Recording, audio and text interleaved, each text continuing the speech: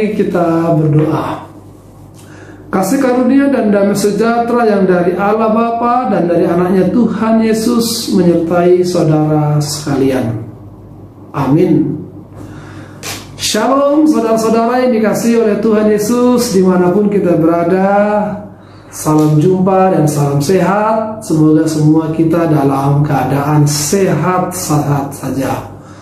Sebelum kita melanjutkan atau melakukan aktivitas dan pekerjaan kita hari ini, baiklah kita mendengarkan firman Tuhan sebagai renungan harian pada hari ini Jumat 23 Oktober 2020. Dan firman tertulis di dalam kitab Ibrani pasal 3 ayat 6, demikian dikatakan.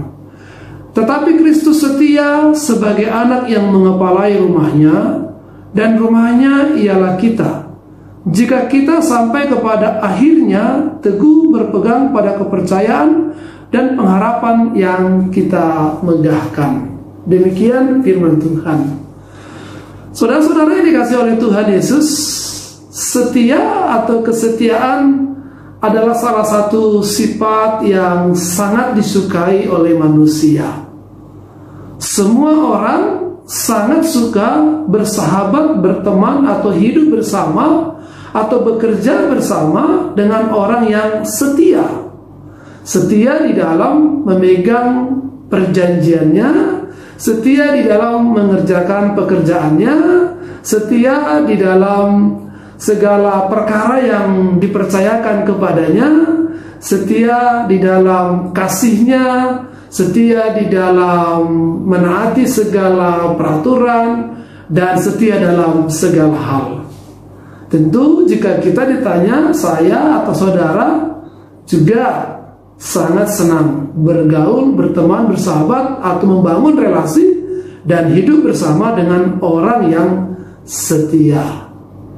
Nah, saudara-saudara, orang-orang Yahudi, orang-orang Ibrani dikenal menjadi salah satu orang yang setia kepada ajaran mereka, setia kepada tradisi mereka, setia kepada Taurat yang mereka terima dan warisi dari nenek moyang mereka, demikian secara khusus yang dari Musa. Sampai sekarang dan dimanapun mereka masih terus menjaga tradisi-tradisi dan hidup sesuai dengan Taurat Musa. Bahkan ketika mereka sudah menjadi Kristen, mereka juga sangat taat, sangat setia kepada tradisi dan Taurat yang diwarisi mereka dari nenek moyang mereka dan secara khusus yang dari Musa. Bahkan Musa itu menjadi salah satu tokoh yang sangat sentral, tokoh yang sangat kuat, tokoh yang sangat dihormati mereka, tokoh yang sangat mereka idolakan, bahkan menjadi salah satu pendiri atau bapak bangsa bagi mereka. Karena Musa mewariskan hukum-hukum moral, hukum-hukum kehidupan beretika dan bersosial bagi mereka, bahkan menjadi panduan iman dan segala bentuk peribadahan mereka. Dan ketika mereka menjadi Kristen, ini sering sekali menjadi benturan bagi sesamanya Kristen, bagi umat Kristen lainnya yang non-Yahudi.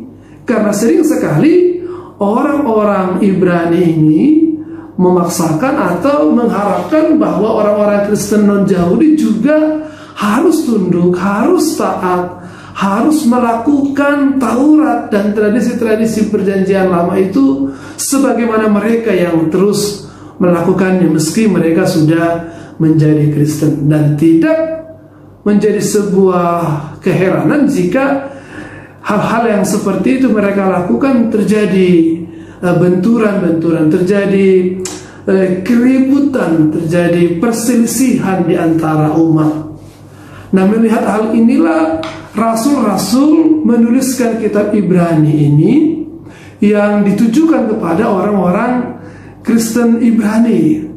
Mereka diingatkan bahwa sesungguhnya ketika mereka sudah menjadi Kristen, Kristus harus lebih besar daripada Musa.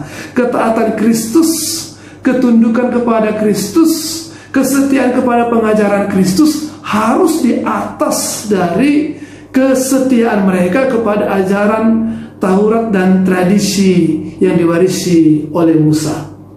Kalau kita menempatkan Kristus lebih besar, kalau pengajaran Kristus kita tempatkan lebih di atas pengajaran Musa, itu berarti mereka akan mampu menerima orang-orang Kristen Yahudi dengan lebih layak dan berharga bagi mereka. Karena Kristus mengajarkan bahwa semua umat, Yahudi, non-Yahudi, yang sunat atau yang tidak sunat, itu sama di hadapan Tuhan. Tidak ada pembeda-bedaan. Tidak ada umat yang utama, tidak ada umat yang kelas 2, sebagaimana yang orang-orang Kristen Yahudi atau Ibrani praktekkan selama ini.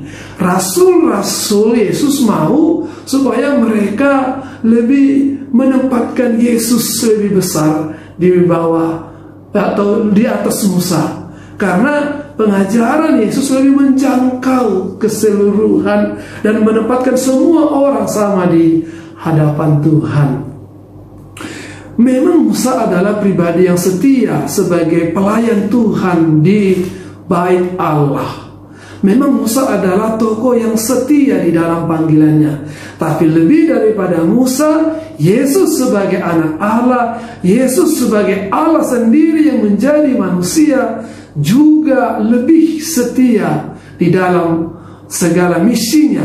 Dia adalah sang kepala umat, bukan sebagai pelayan umat. Dia adalah kepala rumah Allah, bukan pelayan rumah Allah. Kalau Musa setia sebagai pelayan rumah Allah, Yesus setia sampai di kayu salib, sampai mati sebagai kepala dari umat Allah yang baru itu. Itu sebabnya mereka, kita, dan seluruh umat sepanjang masa harus lebih setia, harus lebih teguh di dalam meyakini, mempercayai Kristus sebagai Tuhan yang menuntun, membimbing, membawa kita kepada kehidupan yang lebih baik. Kalau Musa membawa umat ke tanah Kanaan, ke tanah perjanjian, tapi Yesus membawa kita ke Yerusalem yang baru, ke Kanaan yang abadi, yaitu tanah perjanjian surga yang Tuhan sediakan, yang menuntun kita, yang membawa kita dan mengiring perjalanan kita, menyertai kita, bahkan Ia ada di hadapan kita selalu, supaya setiap kita boleh sampai ke tempat itu. Nah, inilah yang terus harus kita jaga, pengharapan kita, iman kita. Kita harus setia. Di tengah-tengah banyaknya tantangan yang boleh menggoda iman kita, di tengah-tengah banyak tawaran, di tengah-tengah banyak kenikmatan yang sedang ditawarkan oleh dunia, mari kita tidak goyah mengimani iman kita kepada Tuhan. Pengharapan kita selalu menyala-nyala di hadapan Tuhan. Minggu lalu firman kita tentang Ayub yang setia kepada Tuhan dalam penderitaannya, dalam kesusahannya, bahkan ketika dia kehilangan segala sesuatu, bahkan ketika istri dan sahabat-sahabatnya ikut melemahkan dia, bahkan ketika tubuhnya sakit, dia tidak pernah kehilangan kesetiaannya, kepercayaannya kepada Tuhan. Dia tidak pernah padam di dalam pengharapannya kepada pemulihan yang dari Tuhan.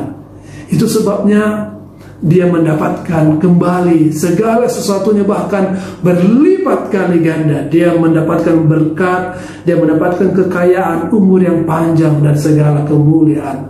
Demikian juga lah saudara-saudara kita yang dicintai Tuhan, yang dikasihi Tuhan pada saat ini.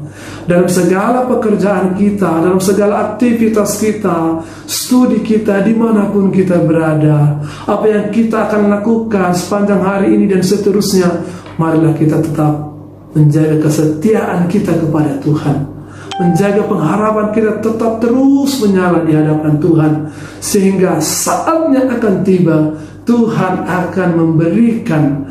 Karena Tuhan kita Yesus adalah Allah yang setia. Ia setia kepada perkataannya, Ia setia kepada janjinya, dan semuanya akan Dia genapi. Oleh karena itu, orang yang setia kepada Tuhan, dia tidak akan kecewa. Pengharapannya akan berakhir dengan bahagia. Mari kita setia.